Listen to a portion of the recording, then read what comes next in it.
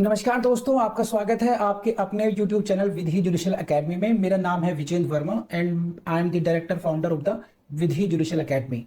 We provide coaching for the judicial services exams, and through this video we are trying to reach out to you to provide you full professional exam oriented coaching for the judicial services, and that is free of cost. Let's start section 25. Section 25 agreement कौन सा? The agreement without consideration is void unless it is in writing and registered or promise to compensate. This is the heading of this section 25. पढ़ लेना, समझ लेना। अब ये आ गई आपकी मेन लैंग्वेज, इसको समझिए आप। An agreement made without consideration is void. अगर एक एग्रीमेंट विदाउट कंसिडरेशन किया जाता है तो void होगा, जैसा कि मैंने आपको बताया, अभी दिखा है आपको ये।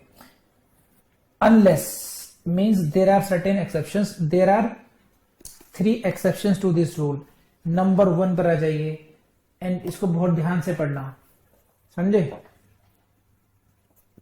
Number 1, it is expressed in writing. Please see, writing and registered. If it is expressed in writing and registered, यहीं से क्वेश्चन आएगा। P for prelims, Neetu note कर लेना। It is not writing and signed. It is, please, there are 2 words, writing and registered. If it is expressed, it is what? It means agreement. If the agreement is, agreement कौन सा है ये? It is without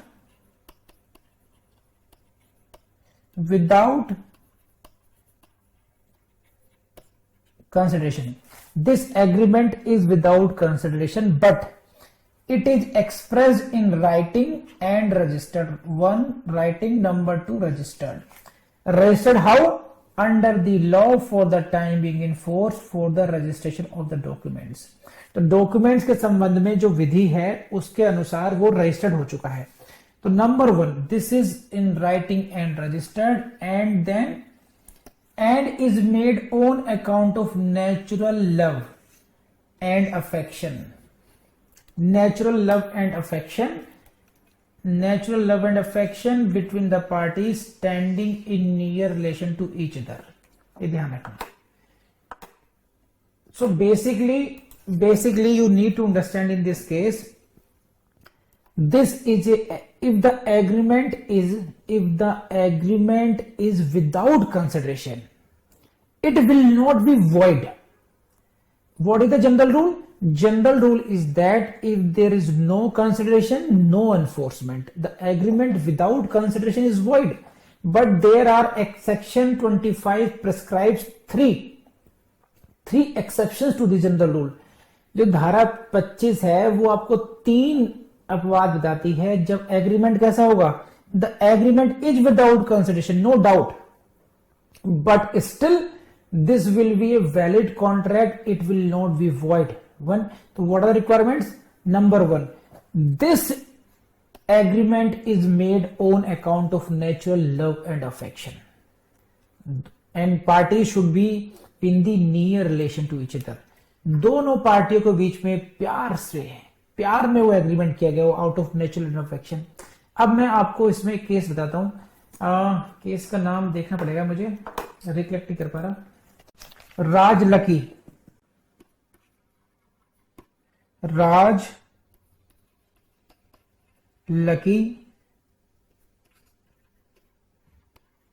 Devi versus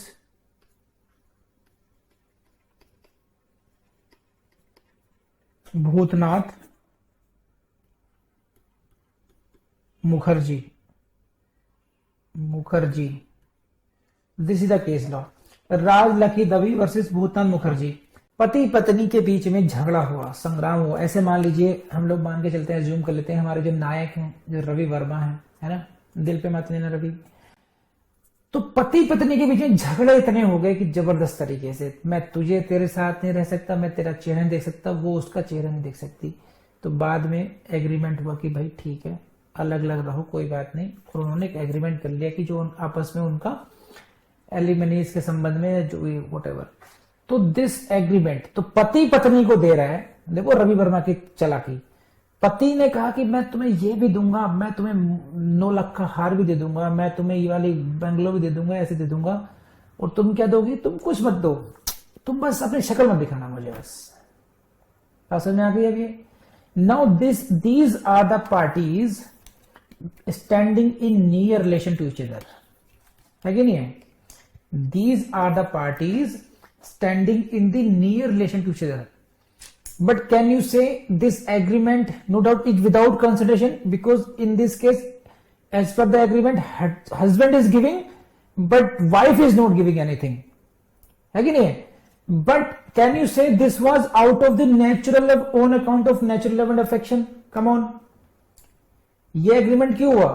This agreement came into existence out of the bitterness between them, and to avoid the further conflicts they entered into this contract. Therefore this was held in this case the agreement is void. Why void? Agreement is without consideration and this exception is not applicable. The parties are standing in near relation, no doubt, but they entered into this agreement not out of the love and affection. So this is the requirement of exception number 1, that both parties must enter into the agreement out of on account of natural love and affection, and the parties must be standing in the near. And next is important word, this agreement must be in writing and registered. Don't forget this option will be there, writing and signed, but this, it is what, समझे, this is writing and registered. कर लेंगे आप लोग इसको। Next पर आइए। It is a promise to compensate, it is a promise to compensate wholly or in part a person who has already voluntarily done something for the promisor। इसको समझिए क्या है। See, you remember the definition of what? Section 2D. 2D defines what? 2D defines consideration। ठीक है, 2D defines what? Consideration। As per the definition of the consideration, consideration should be provided at the desire of the promisor। Voluntarily consideration is no consideration। So in this case, please see this. If this says what? A person who has done voluntarily, it means if he has done voluntarily as per section 2D, this is not the valid consideration. It means no consideration, no consideration। So if someone has already done something, है ना, for example A finds B purse, A B का purse ढूंढता है and gives to him। Here you see A is doing something for B and that is voluntarily। As per section 2D, it is no consideration, it is not valid consideration, no consideration। And as per section 25, it should be void agreement। तो अगर 2D में जो application जो definition दे रखी है उसको apply किया जाए तो हम ये कहेंगे this is the case of no consideration. और अगर कंसिडरेशन नहीं है तो according to section 25 this agreement will be void। समझे, this agreement will be void। But in this case what happens, because of the second exception 2, क्या in this case B promises to give ₹50। here it is what? It is to compensate A। so this will be a contract even though this was in this case the consideration was not given at the desire of the promisor। अब हम इसकी ये illustration पढ़ा मैंने आपको, अब मैं पढ़ के सुनाता हूं आपकी इसकी language. If it is a promise, अब पढ़िए, if it is a promise to compensate, compensate किसको? कंपनसेट ए पर्सन, उस व्यक्ति को कंपनसेट करना है हु हैज वॉलेंटरली डन, जो कि स्वेच्छा से कुछ कर चुका है, क्या, समथिंग फॉर द प्रोमिसर, जैसे फाइंडिंग पर्स, जिस व्यक्ति ने स्वेच्छा से दूसरे व्यक्ति के लिए कुछ कर दिया है, और something which the promisor was legally compellable to do, और कुछ ऐसा किया जिससे कि दूसरा व्यक्ति उसको करने के लिए मजबूर था। मजबूर कौन था? बी, लेकिन कर किसने दिया? ए ने। तो बी ने प्रोमिस किया कि ठीक है मैं आपको कंपनसेट करूंगा। तो in this case again this second exception, promise to compensate, who has the promise to compensate the person who has already done something voluntarily। तो दिस इज एक्सेप्शन 2। बताइए मुझे, टिप्स पे रट लीजिए इसको, क्वेश्चन आएंगे यहीं से। Third, it is a promise writing and signed, see the language, writing and signed, it is not registered, here it is what, it is a promise in writing and signed। so don't get confused, students generally get confused between A, in case of A it was what, writing and registered, in this case it is what, writing and signed, don't forget this। so it is a promise made in writing and signed by the person to be charged therewith or by his agent generally or specifically। इस सब को छोड़ दीजिए, इतना ध्यान रखिए, इसमें लिख लीजिए टाइम बार्ड डेब्ट, बस टाइम बार्ड डेब्ट, बस टू पे होली और in part A time barred डेब्ट, टाइम बार्ड डेब्ट, इतना याद रखना बस आपने। So if this is a promise, time barred डेब्ट क्या होता है? Time barred is like this, Arshan, suppose I took loan from Arshan, suppose I took loan from Arshan of ₹1 lakh, मैंने 1 लाख रुपए का मैंने लोन लिया अरशान से। Now I am not repaying him, उसको वापस नहीं कर रहा हूं मैं, एंड नाउ आज उसने पैसे मांगे और मैंने उसको टाइम देता रहा, मैंने उसको वापस नहीं किए और 3 साल निकाल दिए। Now he is approaching to the court for recovering of money, उस पैसे को रिकवर करने के लिए वो कोर्ट को अप्रोच करता है। The court says, young man your debt is now time barred, Indian limitation act के अनुसार your suit is not maintainable. अब जो वो डेट है, जो वो कर्ज है मेरे ऊपर, वो क्या हो गया? टाइम बार्ड हो गया। अब अरशान जो है मुझसे उस लोन को लीगली नहीं वसूल सकता, समझ रहे हैं बात ये? But if I acknowledge this, अगर मैं उसको एक्नॉलेज कर लूं, कैसे? राइटिंग एंड साइन तरीके से, लिखित रूप में सिग्नेचर करके ही कह दूं कि नाउ आई विल पे योर टाइम बार्ड डेब्ट, देन अगेन वो रिवाइव हो जाएगा। और वो, क्योंकि मैं क्या कर रहा हूं, Arshan I will pay you ₹50 part a debt 50,000, या मैं कहूं 1 लाख, तो होली हो गया। तो in this case I am entering into an agreement to pay him ₹1 lakh और 50,000 एट द केस में भी, but Arshan is not giving me anything.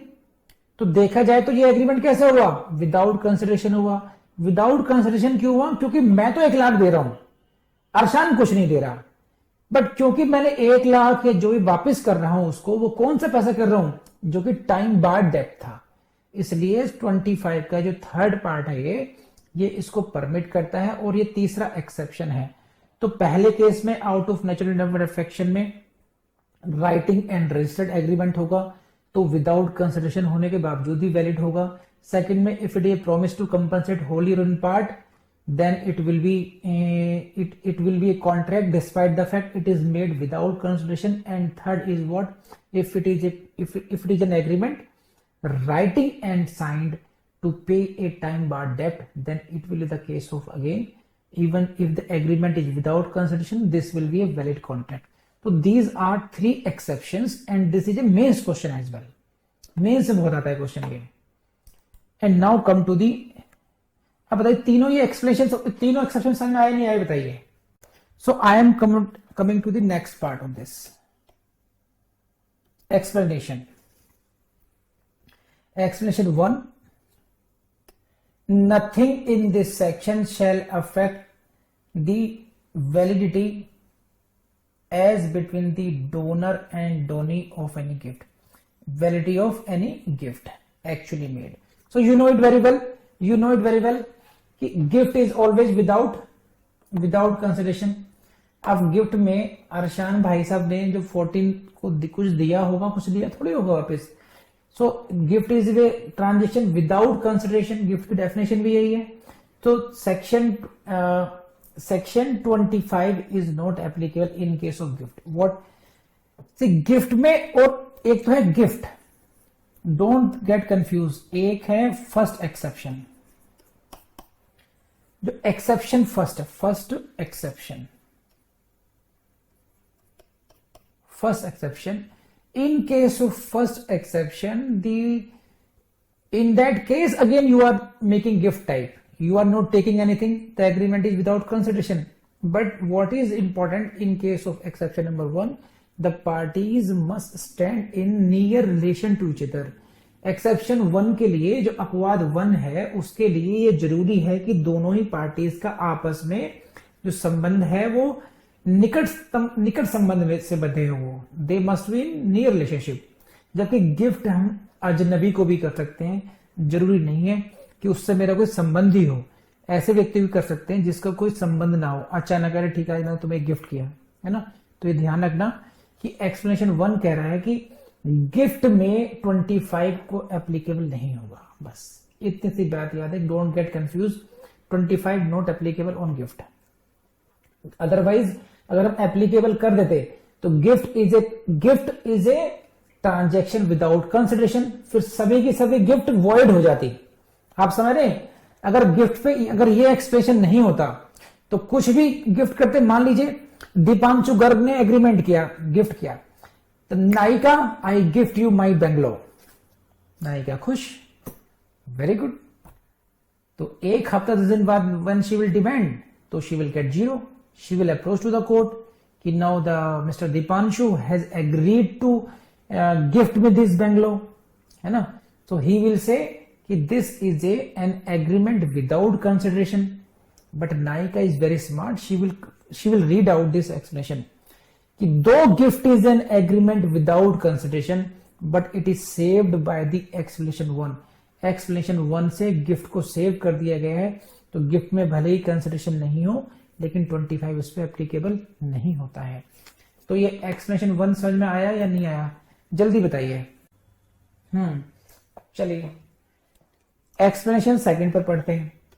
N agreement to which consent is freely given. ये ध्यान रखना. Number 1, this is an agreement and this is proved that consent is freely given, is not in void merely because the consideration is inadequate. So this is it. Suppose I sold my mobile worth 1 lakh rupees to Arshan 4 rupees 10,000. Arshan को मैंने अपना एक mobile जो 1 लाख की कीमत का है वो 10,000 रुपए में दे दिया. So it is the case of when the consideration is inadequate.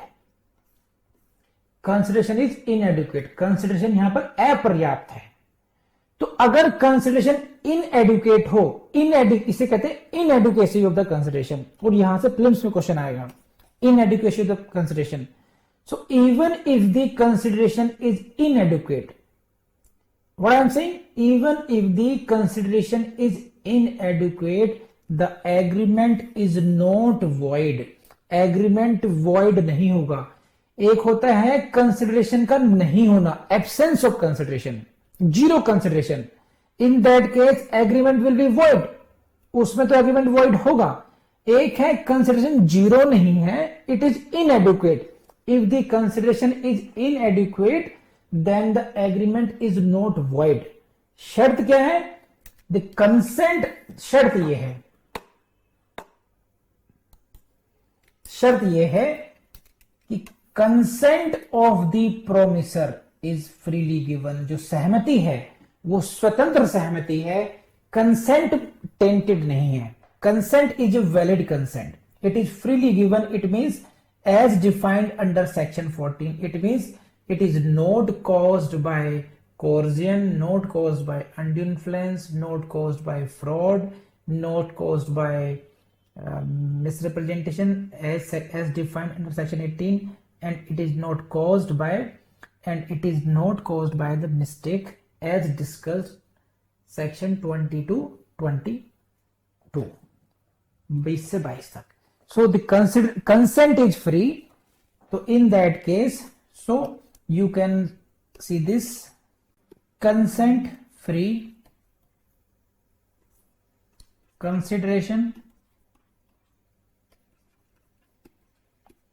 inadequate